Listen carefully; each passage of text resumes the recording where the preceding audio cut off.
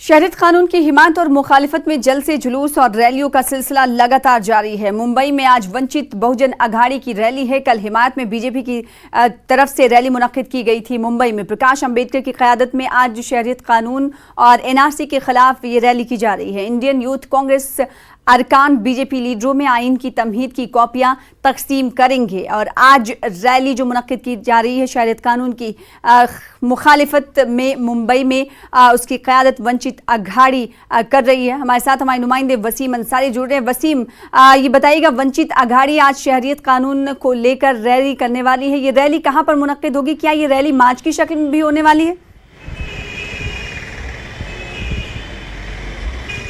देखिए, इस रैली की बात करें तो ये रैली दादर से शुरू होगी और इसके बाद वो उसी दादर के कई इलाकों से होते हुए गुजरते हुए लोगों को संदेशें देते हुए जाएगी कि किस तरह से इस कानून को लेकर उनका विरोध है और जो मुस्लिम समाज है या अल्पसंख्यक समाज है उनके साथ किस तरह से ये प्रकाश अंबेडकर जुड़े हुए हैं। इस रैली से पहले प्रकाश अंबेडकर ने बाकायदा सीएम उद्धव ठाकरे से मुलाकात की थी और चर्चा की थी, इस रैली के बारे में जानकारी दी थी और उनका भी मत जानने की कोशिश की थी कि सीएए को लेकर उनका क्या कहना है, साथ ही सरकार इस बारे में क्या सोचती है। उस दौरान उद्धव ठाकरे ने भी उनसे अपील की थी कि आप शांतिपूर्वक ढंग से इस पूरे रैली को अंजाम दीजिए, अपनी बातें सरकार के सामने रखिए, लेकिन किसी तरह का हिंसा ना हो उसका ख्याल रखिएगा। इस तरह की बातें ज़रूर रखी गई थी।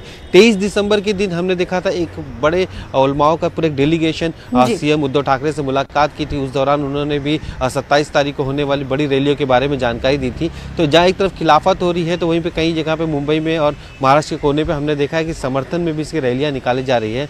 अब बीजेपी की तरफ से 27 तारीख को एक बड़ी रैली होने वाली है, समर्थन रैली। इस रैली को अगस्त क्रांति मैदान से होकर चौपाटी तक लाया जाएगा। लगातार सिलसिला चल रहा है। अगर आज की बात करें तो कई मुस्लिम इलाके हैं, उन इलाकों में भी खिलाफत को लेकर बाकायदा हो रही है और उसे लेकर एक रैलियां निकाली जा रही है। अगर हम मलाड की बात करें, मालूनी एक बड़ा इलाका है, वहाँ पे इस तरह की रैली निकाली रही है। भिंडी बाजार के कई इलाके हैं, वहाँ पे कई बैठकें चल रही है। तो एक रणनीति तय की जा रही है, सरकार पे अपना प्रेशर बनाने की कोशिश की जा रही है कि महाराष्ट्र में किसी भी तरह से इस कानून को लागू ना किया जाए और राज्य सरकार प्रेशर बनाए केंद्र सरकार पे कि इसे लेकर सरकार फिर से एक बार पुनर्विचार करे और इस कानून में किसी तरह का बदलाव करे। जी, और लगातार हम यही देख रहे हैं वसीम के मुल्क के मुख्तलिफ गोशों में मुखालिफत में और हिमायत में रैलियां की जा रही हैं, एहतजाज किया जा रहा है एनआरसी और सीए के खिलाफ। और आज जो मुंबई के हवाले से हमारे साथ वसीम जुड़कर तफसीलात बता रहे हैं। आपसे वसीम ये जानना चाहेंगे कि आज जिस तरह से वंचित बहुजन अघाड़ी की तरफ से ये रैली मुनक्किद की जा रही जो कि मार्च की शक्ल इख्तियार करेगी,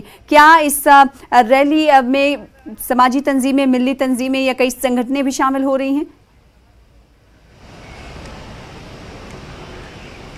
देखिए, जिस तरह से प्रकाश अंबेडकर लगातार कई संगठनों से मिल रहे हैं, उसमें मुस्लिम भी हैं, दलित समाज के जो बड़े लोग हैं वो सभी उनसे मुलाकात की थी और चर्चा करने के बाद उन्होंने निर्णय लिया था कि 26 तारीख को मुंबई में बाकायदा इसका जो विरोध प्रदर्शन करेंगे और इसमें सभी अलग अलग जो संगठन के लोग हैं वो इनके साथ जोड़ेंगे।